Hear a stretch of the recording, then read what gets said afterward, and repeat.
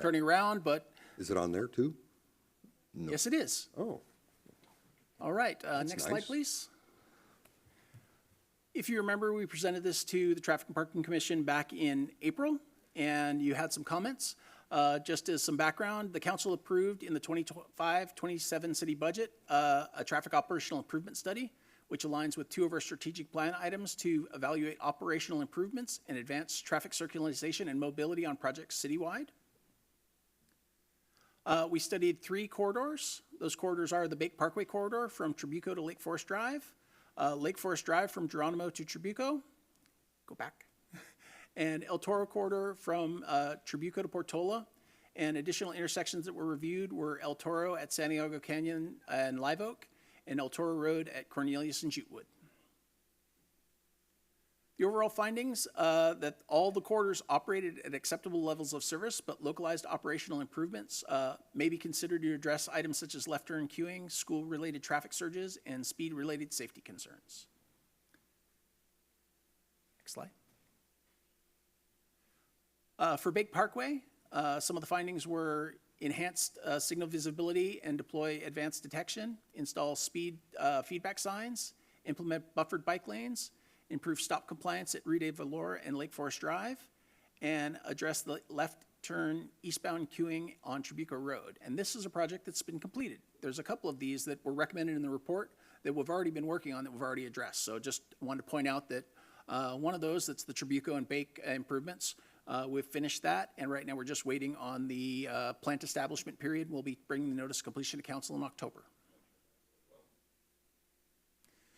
And this is one of those intersections where we're recommending the mid-range in the cost expense. There were several different options here, from just additional stop signs. Here we're talking about doing some advanced striping and additional stop signs. Other options were putting a traffic signal here, or even going as far as putting in a roundabout. This was the most cost-effective, which was to adjust the striping a little, kind of use some different traffic tricks by causing some pinching, kind of road diet with the striping to slow cars down, not have 4 lanes of traffic coming through there, and some additional stop signs. This is one we'll be looking to implement in a future CIP. Next slide, please. And Lake Forest Drive, the recommendations were enhanced signal visibility, advanced detection, install buffered bike lanes, modify signal timing at Geronimo for school-related, and evaluate right turn operations in Trabuco Road. And the commission recommended extending the eastbound left turn pocket at Kenyatta Road and extending the westbound left turn pocket at Geronimo Road. Those 2 items have now been added to the report as a recommended item. We will start with addressing the signal timing, because that's something we can get addressed rather quickly and at a low cost. And we will also be looking to add the left turn pocket extensions as part of a future CIP. Next slide, please. This is one of those left turn pockets. This is the left turn pocket on westbound Lake Forest Drive at Geronimo Road. One of the issues we were having is a lot of school-related traffic, and that the cars back up out of that turn pocket. So we'll try and adjust the timing to help alleviate that in the interim before we get a CIP project to extend that pocket. We'll also be doing the same at via Kenyatta, our Kenyatta Road, because we have a resurfacing project for Lake Forest Drive coming up in a future year, where we'll be resurfacing from Kenyatta to Serrano. That's a section we'll be doing a deeper resurfacing. It's almost a full depth reconstruction of the road through there, because the issue we're having there is some base failures. So we'll do the turn pocket extension at that time with that project. And for El Toro Road, we're implementing speed management through lane narrowing and speed feedback signs, restricting left turns at Cornelius Drive and Jutewood, improving visibility at Santiago Canyon and Live Oak Canyon Road. This is a project we've recently completed. This was a striping change we made there, and we'll see that on the next slide. And we'll extend the acceleration lanes at unsignalized intersections. These are the acceleration lanes where you're turning into the middle of, they're not acceleration lanes for people taking right turns. It's people turning and having that safe space in the middle when they're accelerating off left turns. And install northbound left turn lane at Normandale Drive. This is that intersection at Santiago Canyon and Live Oak. And the issue here was improving visibility for cars turning. So next slide, or advance it. We did a little bit of restriping here, so once more. This is the new striping configuration we did there. We extended, bringing cars a little further out so they can kind of see up San Diego Canyon Road a little more, and that striping has already been completed. This completes my report, and I'm open for any questions. So Doug, this PowerPoint then, is this what would go to the city council? No. With our recommendations or staff recommend, because you've got, The recommendations are the report itself, the right, entire report. but they're very detailed and there's a lot of stuff on They there. are very detailed. And the PowerPoint would be something very similar that would go to council. Okay, And it would recommend, it would summarize the recommendations in the report in a little more detail, kind of how it was recommended in the previous presentation to TPC. okay. Questions from commissioners? I have some, but I'll see what you guys got first. Commissioner Patel? Thank you, Chair Rickard. Just recalling our last meeting, we had made some recommendations for the report on how it was formatted. We had suggested maybe for the summary tables for each corridor, also including the level of service, either before and after, and then also maybe the number of incidents and maybe impact or improvements on safety. Did you have a chance to incorporate that? In the report, there really weren't, the level of service is the same. That was what was the key outcome of the report. The level of service wasn't changing with these. These were just really quality of life improvements that were recommended. It's not moving level of service from a D to a C or a D to a B. It's just the little things that can help make traffic flow better there. And the incidents, there haven't been a lot of incidents associated with that. Just looking at the overall recommendations, I think it's in tables 7.1 and 7.2. I think the way it's been listed, it looks like it's from lowest cost to maybe highest cost. I think that element of a number of, maybe traffic incidents at these intersections or locations, the level of service relative to the other, items identified in table 7.1. I think it would help for a decision maker, rather than looking at just cost, the way it's ordered right now, it's based on low cost to high cost, just having an extra piece of information, whether, is this an intersection that's been problematic in the past, or whether it's safety, whether it's number of incidents, I think that was included in the report, or just level of service. I think that would help at least look at other criteria besides cost. Like I said, the level of service does not change between the But recommendations. relative to all the ones listed in 7.1 and 7.2, I wouldn't know which one is C or D. I may give more importance to level of service D, which may have mid-rate costs versus another one that has a higher cost. I think I'd want to see a couple of different elements to make decisions and make the priority list more interesting. Okay. And then, sorry, one more Go ahead, comment. go ahead.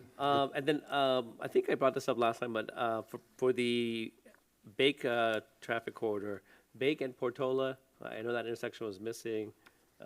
Is that something to be looked at in the future, or I didn't see any recommendations or findings for that intersection? Bacon Portola, we actually did a Lifton project there in, I believe it was 2016, and I don't believe there were any recommendations for improvements of that, other than the overall corridor recommendations of improved signal visibility and the other couple of things they talked about for the overall corridor, the speed indicator signs.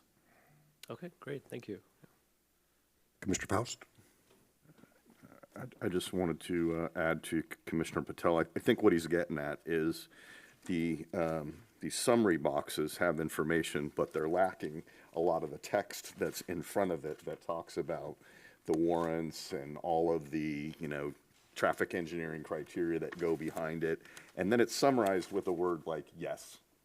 And so what I think he's getting at is, since we're not all traffic engineers, and the same is going to be true for the ultimate decision makers of the city council, it'll help them to, if there's a way to highlight all of those paragraphs that precede that data that's at the end. So instead of them looking at a cost number and yes or no, bullet points on it doesn't meet warrant 7, for example, was one of the ones that I read that was discussing why the contractor was recommending a certain course of action.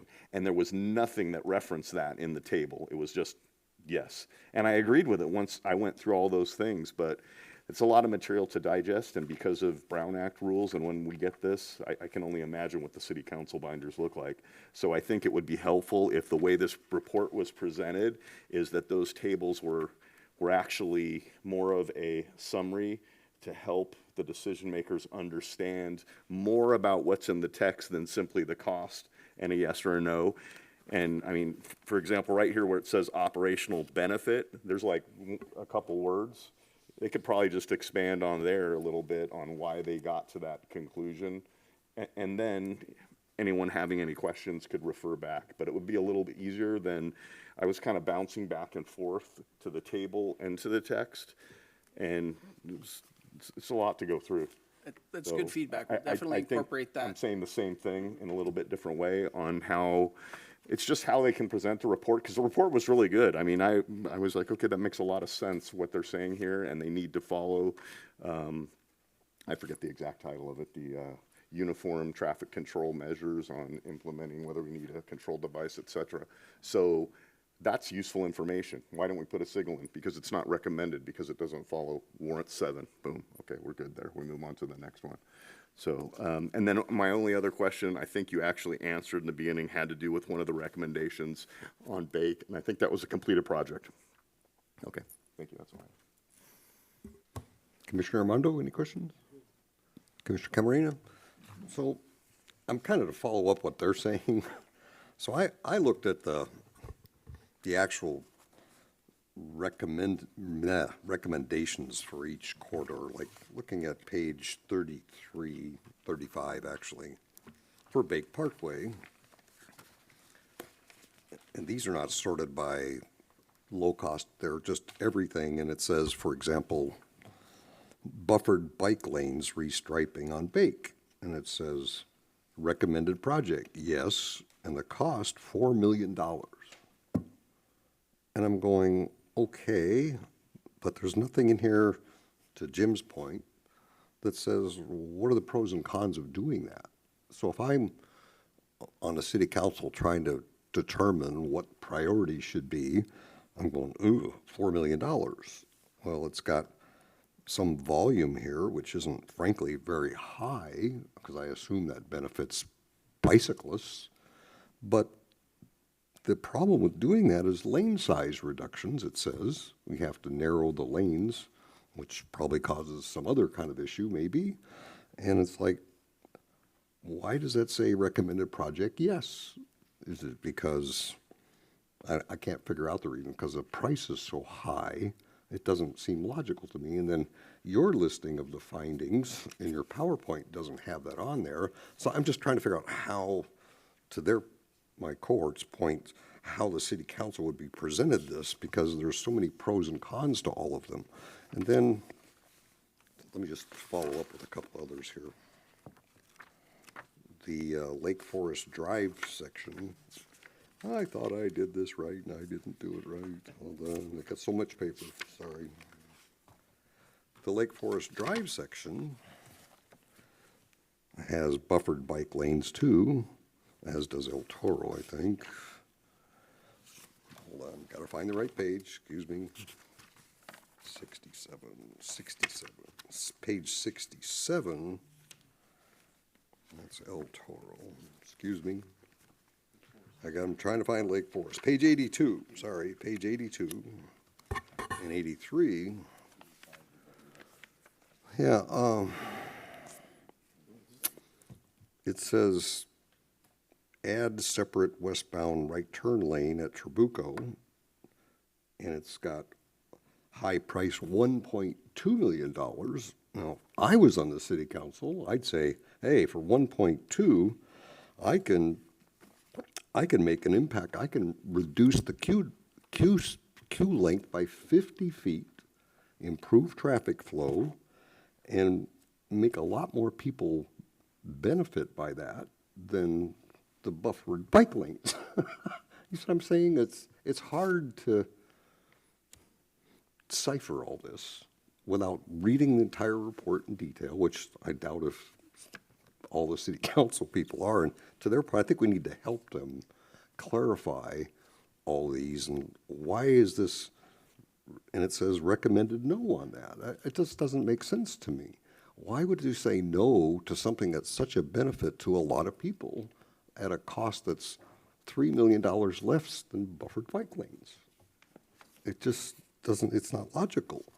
And then page 67 has got the El Toro Road stuff, which I mostly agree with. It makes sense. And then it's got raised medians on El Toro on page 69, excuse me.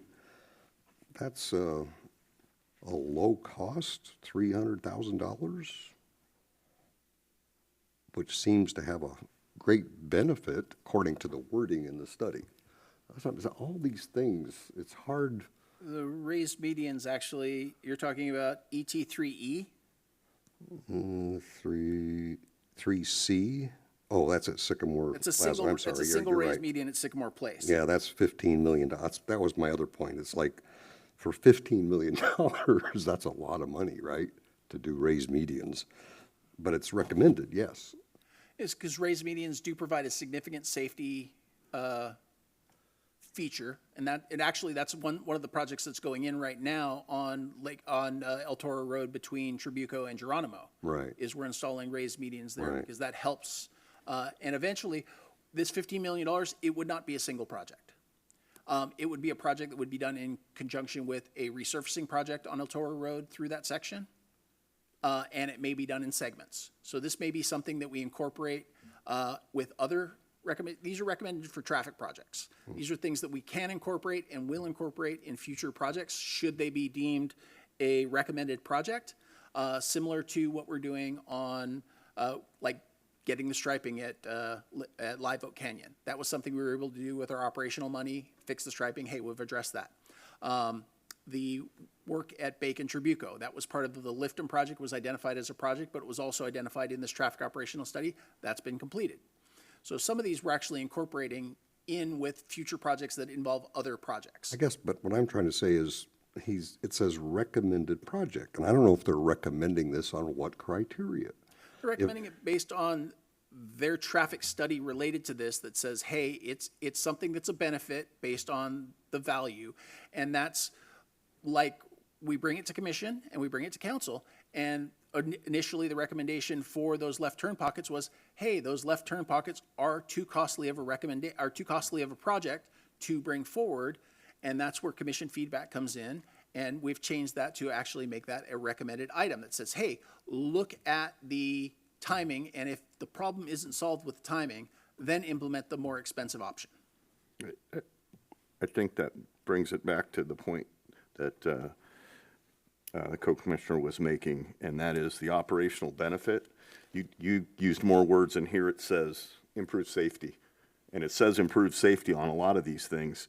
But I think when you're putting that $15 million or any of these other ones, any of them actually, any money, it's our job, it's council's job to be guardians of the city's funds. I think that would be helpful to try and summarize everything you said or that's in the report more than improve safety. I think that would be helpful. And the second part that you made, that some of those costs may be deferred, that obviously is helpful too. But I think the yes is based on the report, and then in the summary page, it just says improve safety. It's given no information at all there for someone to make that decision other than, if they scour through the entire report. So if you don't fix these tables, you almost don't even really need them because they don't really help. Because that's what I was struggling with, is the consultant said yes on a very expensive thing that to me didn't have a lot of volume benefit, and no on something that had to me, a big benefit that's 1/3 that price. I can't figure out what his recommendations were based on, looking through that report. It just says yes, but there's no explanation, to Jim's point. Yes, it improves safety, but what? And how? And who? And, And I'm just, again, trying to think of this as somebody sitting here that's, we've been through this for a few meetings and we read this a couple of times, but boy, you ask somebody to decipher all this with this material, they're gonna have a brain fade, you know? We will definitely present a better report when we take this to council. Yeah. I think I was looking for something more empirical, and similar to what my fellow commissioners mentioned. If you say it's going to improve safety, let me know what the existing situation is at that intersection. Have we had one incident? Have we had 5 incidents? Yes, I'm sure they'll improve safety, but does that intersection warrant that improvement at a cost of, whatever it is, 15 million or 100,000? I think that metric is kind of missing. We understand it's going to improve safety, but why would I choose intersection A over intersection B if I don't know what's happening at that intersection in terms of incidents in the past, right? I may want to focus my efforts on an intersection that has more incidents. And so I think that's kind of missing in the summary tables. Or you can somehow create some sort of rating scale where you factor in safety, level of service, other parameters, cost, and you come up with a weighting or score and kind of give us that as a starting point for discussion, and it could be based on, you can weight each factor based on the level of importance. That way we've got at least some sort of comparison table. I think that's what's kind of missing. Right. But the data is very good. The report is excellent. It's just, I think, what everyone else is saying here is that we'd like to see it a bit more empirical or more fact-based rather than just improve safety. I see that, throughout the document, but it's hard for me to gauge how much it's improving. The intent of the report wasn't to create a prioritized list. It was to give us a list of recommended or not recommended.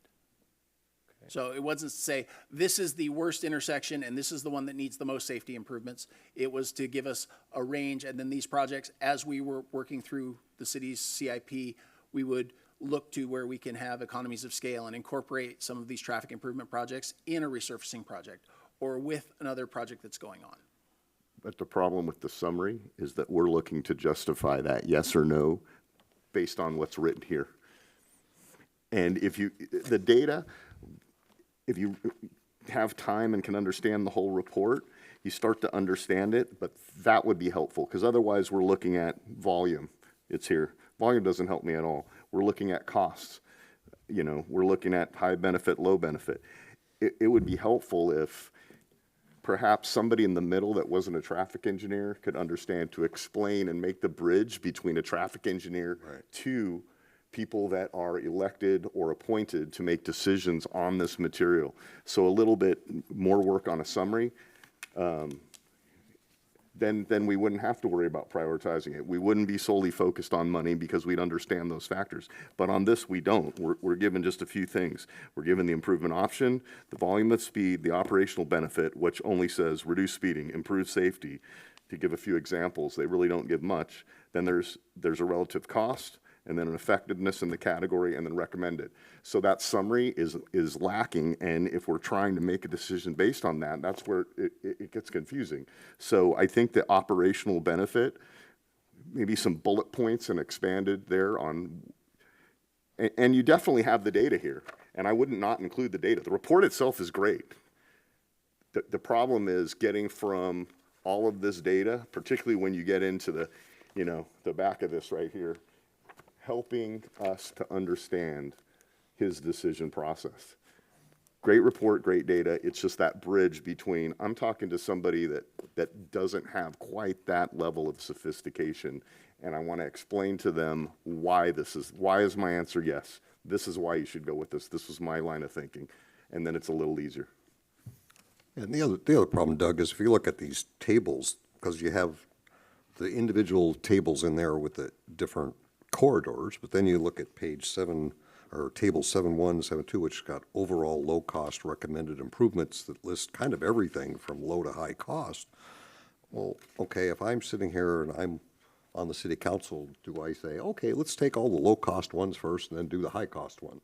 Or do I say, like I think we are all in agreement, we need to extend the left turn pocket on Geronimo and Newvale, which is on the second page, but it's a higher cost.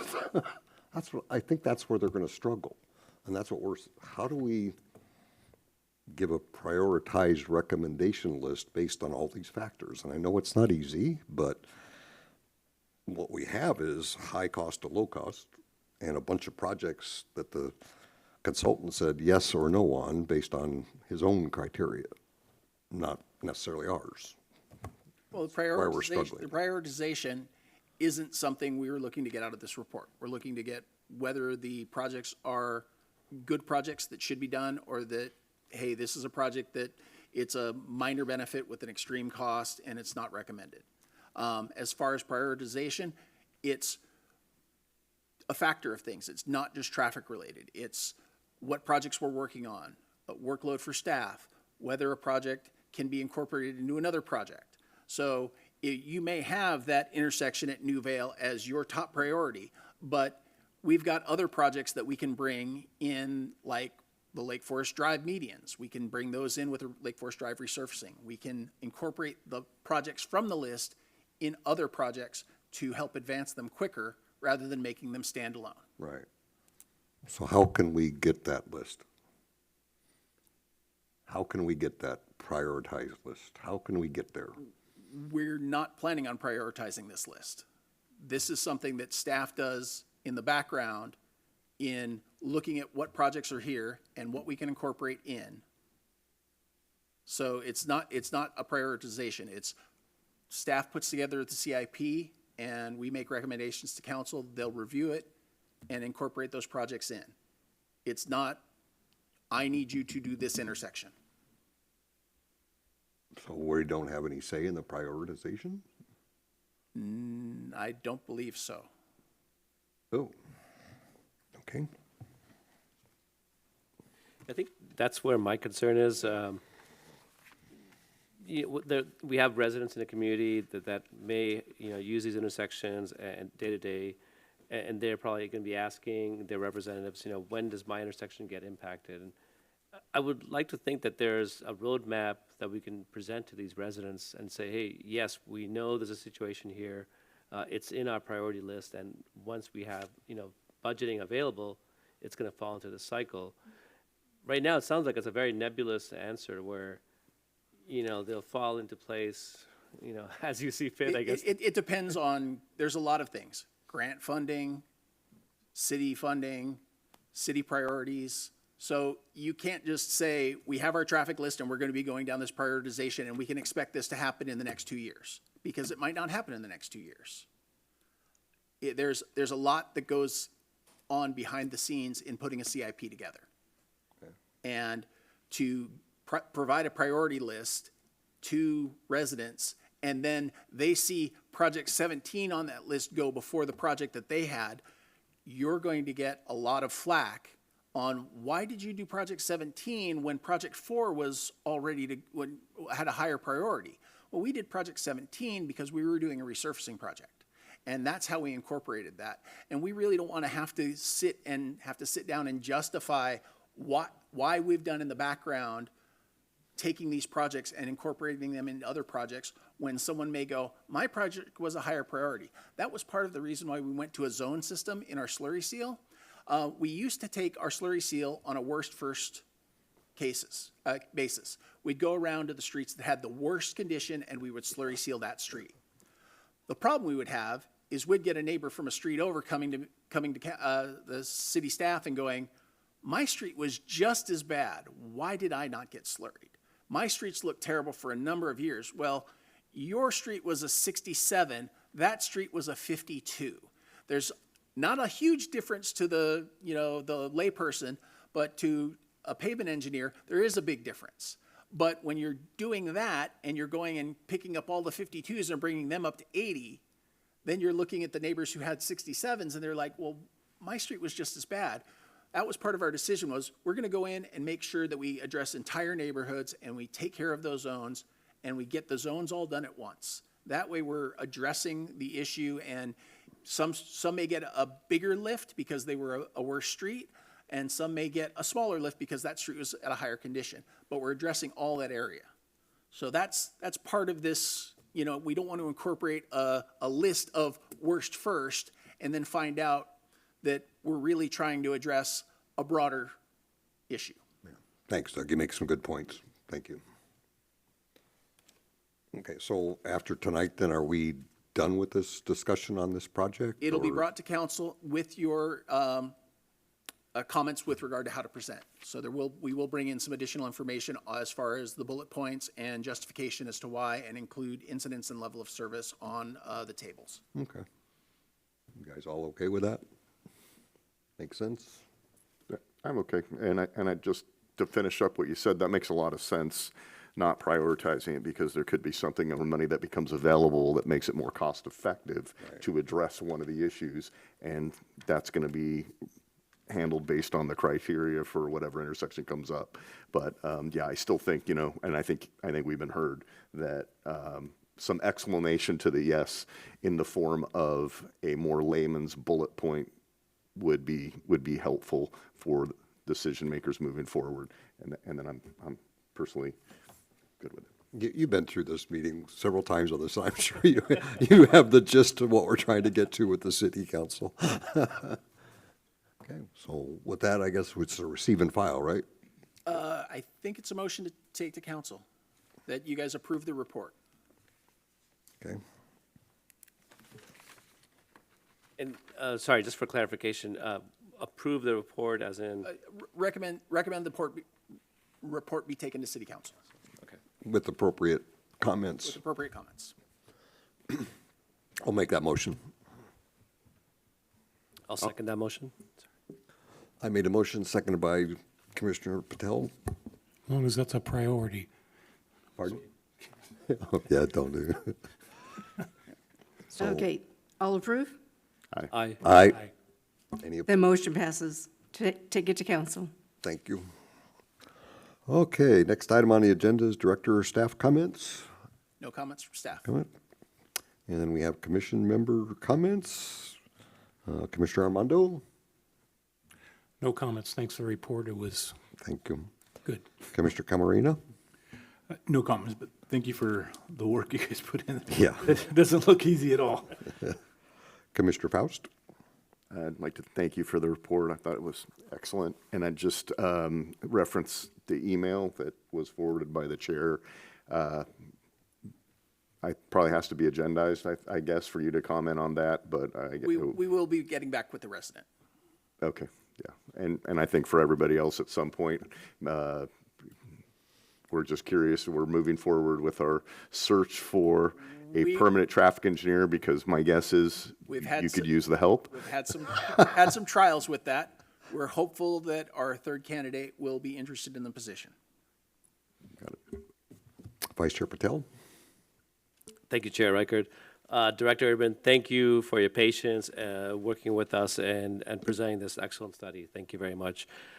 Just a couple of comments. I've had a chance to attend some of the summer concerts the City of Lake Forest has been hosting. Most recently, last month, I think the musical guest was Tijuana Dogs. One thing I noticed was the parking lot at the sports park does get full, and so there's a lot of overflow parking on some of the streets also. It's something we should be mindful of and making sure we have some sort of parking management system in place or traffic control, especially for those really popular events. I think now both in June and July, I've attended those events and it's really difficult to find parking. So it speaks to the excitement in the community, but we should also be mindful of making sure everyone gets in and out safely.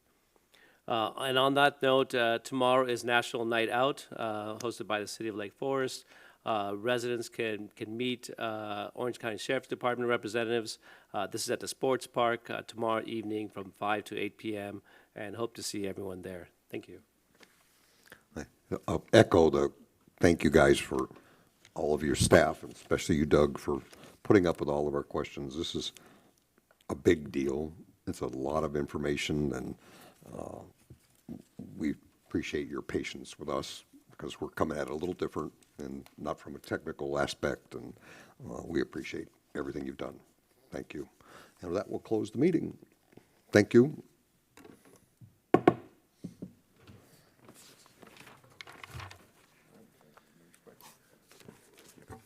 Much shorter than I thought.